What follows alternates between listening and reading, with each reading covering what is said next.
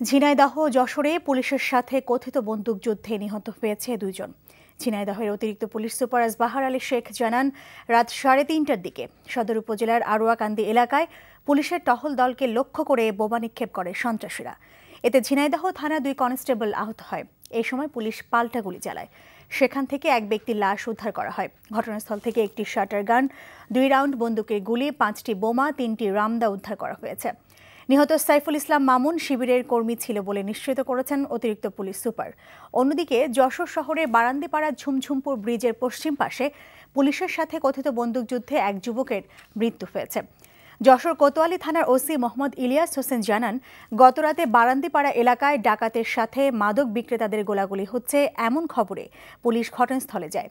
এ সময় পুলিশ গুলি ছুড়লে দুর্বৃত্তরা পালিয়ে যায়। পরে ঘটনাস্থল থেকে গুলিবিদ্ধ অবস্থায় এক যুবককে উদ্ধার করে যশোর জেনারেল হাসপাতালে নিলে চিকিৎসক তাকে মৃত ঘোষণা করেন।